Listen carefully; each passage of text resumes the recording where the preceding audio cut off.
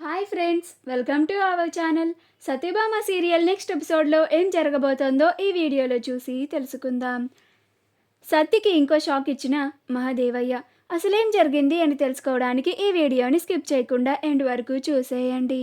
సత్య తన పుట్టింటికి వెళ్ళడానికి భైరవి దగ్గరికి వచ్చి, అత్తయ్య నేను మా పుట్టింటికి వెళ్ళొస్తాను అని అంటుంది.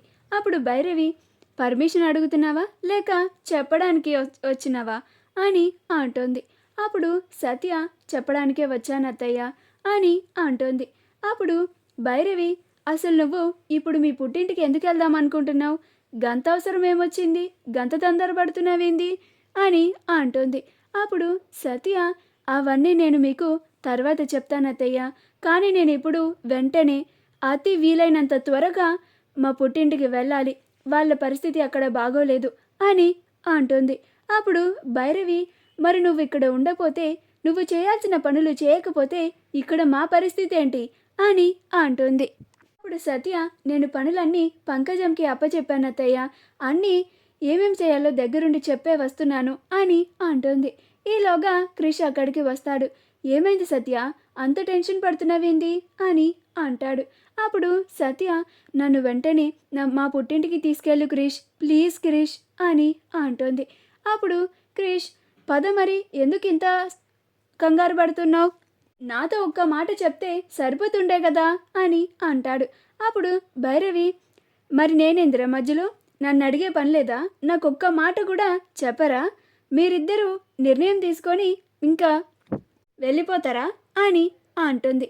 అప్పుడు క్రిష్, అర్జెంటుగా వెళ్ళాలి అని అంటుంది కదమ్మా, వచ్చిన తర్వాత చెప్తాదిలే, ఎందుకు సత్యని అంత ఇబ్బంది పెడతావు? నువ్వు రా సత్య, నేను తీసుకెళ్తా అని క్రిష్ దగ్గరుండి సత్యని వాళ్ళ ఇంటికి తీసుకెళ్తాడు. ఈలోగా విశ్వనాథం వాళ్ళ ఇంటికి షెడ్జీ వస్తాడు. అప్పుడు విశ్వనాథ్, మాకు 25 లక్షలు అప్పు కావాలి షెడ్జీ అని ఇంటి కాగితాలని ఆ షెడ్జీకి ఇస్తాడు. అప్పుడే క్రిష్, సత్యలిద్దరూ విశ్వనాథం వాళ్ళ ఇంటికి చేరుకొని వాళ్ళ అప్పు తీసుకోవడం కళ్ళారా చూసి ఆశ్చర్యపోతారు. అప్పుడు సత్య, నా వల్లే ఇలాగా మావయ్య నా పుట్టింటి వాళ్ళని ఇన్ని కష్టాలు పెడుతున్నారు అని తనలో తానే చాలా బాధపడుతూ ఉంటుంది. ఈలోగా ఒక అజ్ఞాత వ్యక్తి వచ్చి, ఆగండి షెడ్జీ, మీరు ఆ ఇంటి పేపర్స్ తీసుకొని వాళ్ళకి అప్పు ఇవ్వడానికి వీలు లేదు అని అంటాడు. అప్పుడు విశ్వనాథ్, అసలు మీరెవరు అప్పు ఇవ్వద్దు అని చెప్పడానికి అని అంటాడు. అప్పుడు ఆ వ్యక్తి, ఎందుకంటే ఈ ఇంటికి ఓనర్ని నేనే కాబట్టి అని అంటాడు. అప్పుడు ఆ విశ్వనాథ్, ఈ ఇంటికి ఓనర్ మీరేంటి? ఈ ఇల్లు నాది, నేను ఈ ఇంటికి ఓనర్ని. ఈ ఇల్లు తాకట్టు పెట్టి అప్పైనా తీసుకుంటాను, లేక ఈ ఇల్లునే అమ్ముకుంటాను, అది నా ఇష్టం, నా ఇల్లు అని అంటాడు. అప్పుడు ఆ వ్యక్తి, చాలా ఆపండి విశ్వనాథం గారు, మీరు ఈ ఇల్లుని ఎప్పుడో నాకు అమ్మేశారు, అది మీరు మర్చిపోయినట్టున్నారు.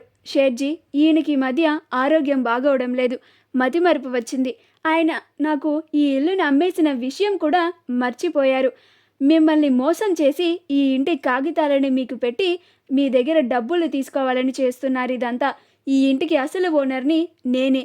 మీరు ఆ ఇంటి పేపర్ల మీద వాళ్ళకి అప్పు ఇచ్చారంటే మీ గొయ్యి మీరు తీసుకున్నట్లే షెడ్జీ అని ఆ అప్పు ఇచ్చే వాళ్ళని కూడా చెడగొట్టేస్తాడు.